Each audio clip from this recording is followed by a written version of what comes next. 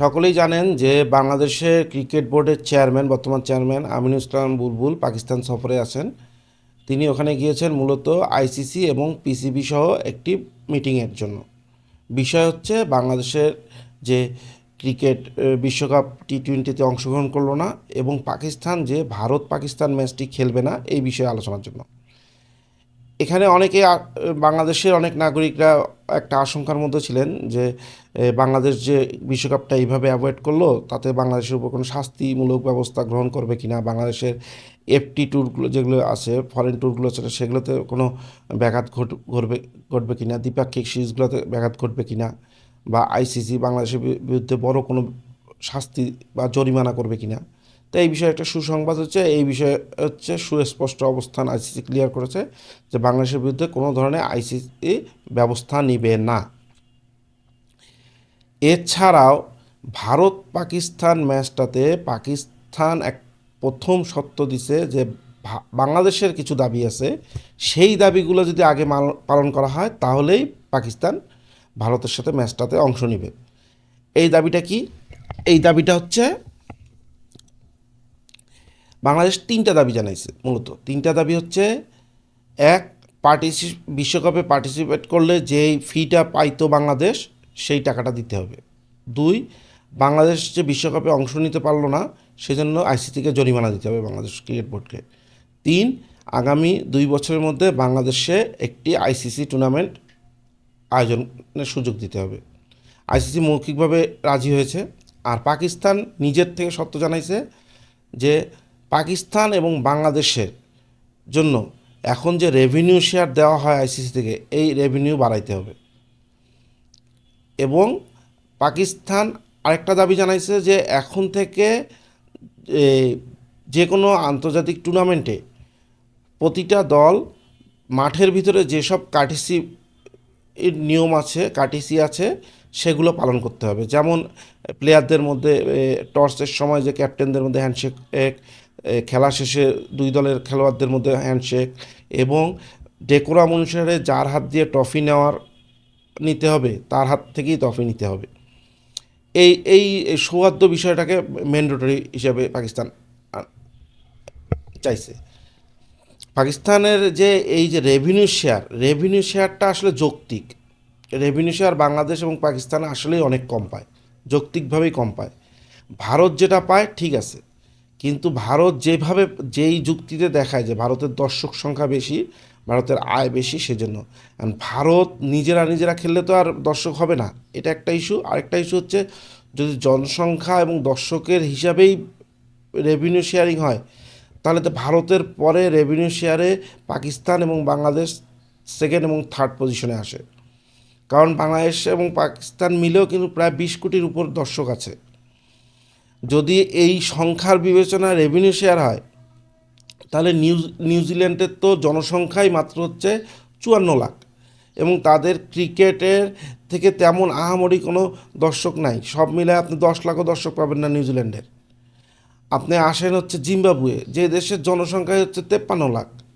তো এই জিম্বাবুয়ের আপনার কতজন দর্শক আছে, বা এই জিম্বাবুয়ে থেকে ব্রডকাস্টিংয়ে কী আহামরি টাকা পায়?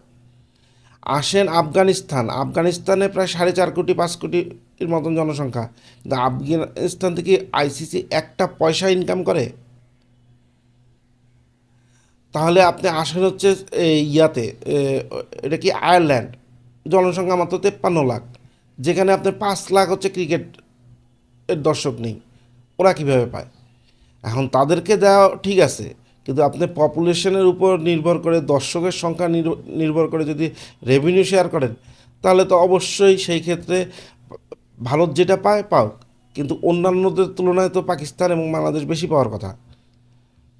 পাকিস্তানের যুক্তি এটাও মানছে, সম্ভবত আরও 1% করে যোগ করে দেবে বাংলাদেশ এবং পাকিস্তানের ক্ষেত্রে রেভিনিউ শেয়ারে, এ ধরনের মৌখিক আশ্বাস দিছে।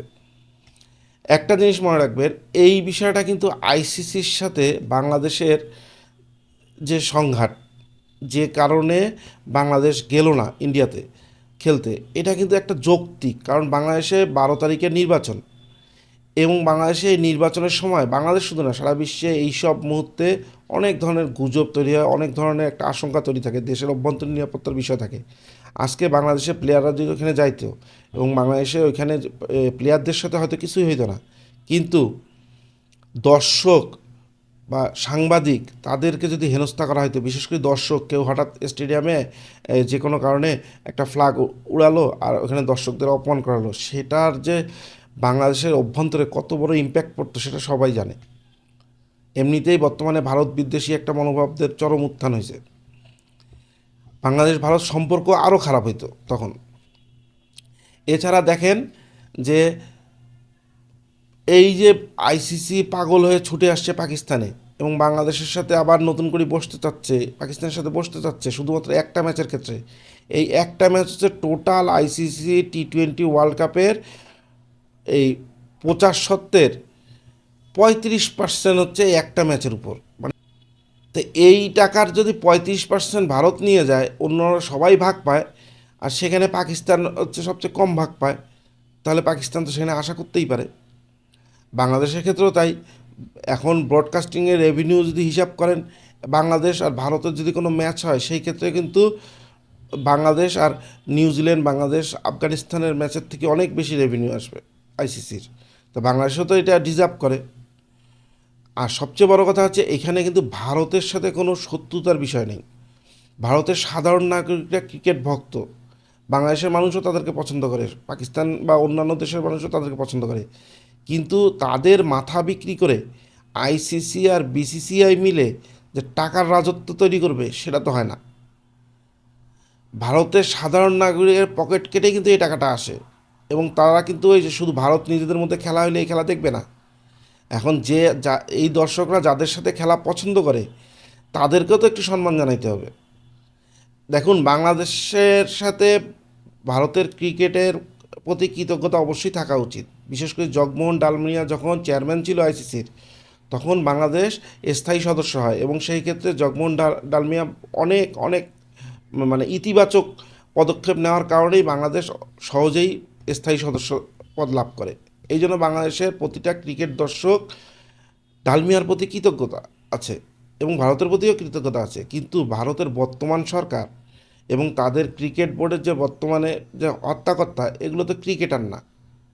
এই যে ভারত যে বর্তমান বিজেপি সরকার, তাদের ক্ষমতা বলে আইসিসির চেয়ারম্যান যাকে জয় শাকে বানাইছে, সে ব্যাটও হাতে ধরতে পারে না, কিন্তু সে ক্রিকেটে এখন নীতি নির্ধারকের সর্বোচ্চ পদে আছে। সেটা থাকুক, কিন্তু এইগুলো তো মিস ইউজ মেনে নেওয়া যায় না।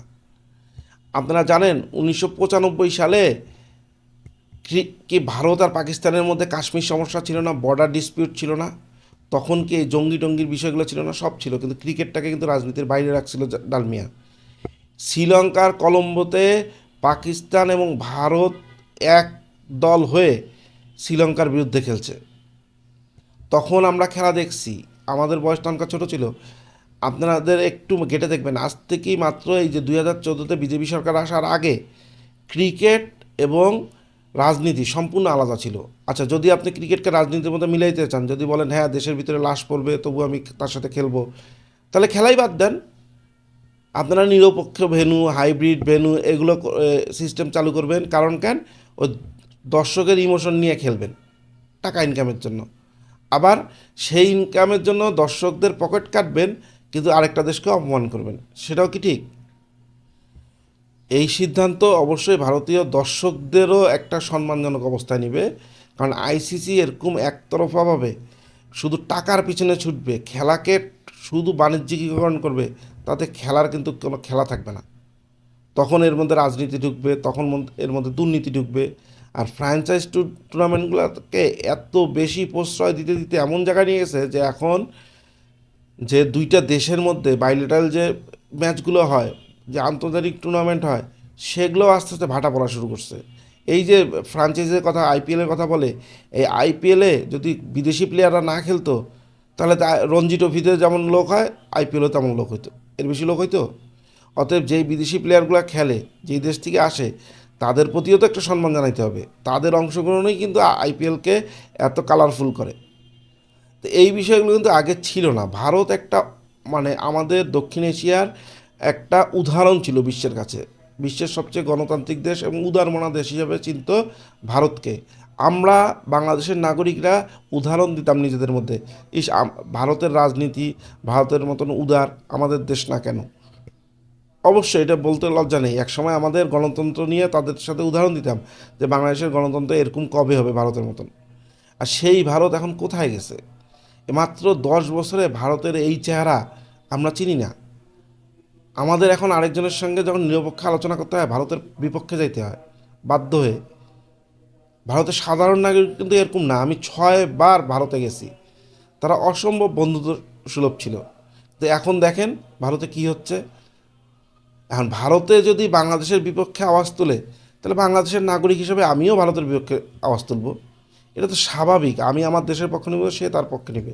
এই যে লেলিয়ে দেওয়া, খেলার নাম দিয়ে খেলাকে রাজনীতিতে ঢুকানো, এটা তো ভারতীয় সরকার হচ্ছে শুধু বাংলাদেশের সাথে বা পাকিস্তানের সাথে অন্যায় করতেছে না, এটা তাদের নিজেদের দেশের সাধারণ নাগরিকের সাথে অন্যায় করতেছে। আমার তো মনে হয় তারা সবচেয়ে বেশি হিপোক্রেসি করতেছে তাদের নিজের দেশের জনগণের সাথে।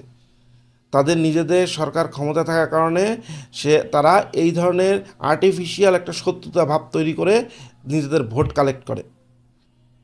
এগুলো তো আইসিসির অবশ্যই নিয়ন্ত্রণ করা উচিত। আর সবচেয়ে বড় কথা, এই ধরনের ধারা অব্যাহত থাকলে অলিম্পিক আসবে, অলিম্পিকের মতন বড় টুর্নামেন্ট ভারতে আসবে? কখনো না। ভারত তারপরের দিন, মানে অলিম্পিক তারপরের দিনই নিষেধাজ্ঞা জারি করে দিবে, যখন দেখবে তোমার প্রতিবেশী দেশগুলোর লোকই তোমার দেশে এসে খেলার ক্ষেত্রে নিরাপত্তা ফিল করতেছে না। ভারতের শুধু ক্রিকেটের এই বাণিজ্যিকীকরণ এবং রাজনীতি ঢুকায় ভারতের মান সম্মানটাও তো ডুবতেছে। শুধু বাংলাদেশ ক্ষতিগ্রস্ত হচ্ছে, পাকিস্তান ক্ষতিগ্রস্ত হচ্ছে তা না, ভারতের সাধারণ জনগণ ক্ষতিগ্রস্ত হচ্ছে, ভারতের ইমেজও নষ্ট হচ্ছে।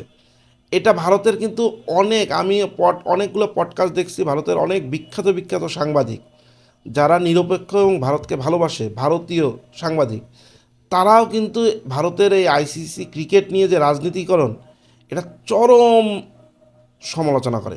এবং বাংলাদেশ যে গেল না ক্রিকেট খেলতে, এই বাংলাদেশের যে 4টা অ্যাম্বাসি, ভিসা সেন্টারে ভাঙচুর হইল ধর্মের নাম দিয়ে, এগুলোতে তো ব্যবস্থা নিল না, তাহলে কীভাবে নিরাপত্তা ফিল করবে বাংলাদেশের প্লেয়ার এখানে যে? তারা কিন্তু এগুলো তারাই ভারতেরই, মানে দায়িত্বশীল সাংবাদিক এবং বুদ্ধিজীবীরা ভারতীয় সরকারকেই এর জন্য দায়ী করতেছে, যে ভারত সরকারের উচিত ছিল এই খেলাটাকে রাজনীতির বাইরে রাখা।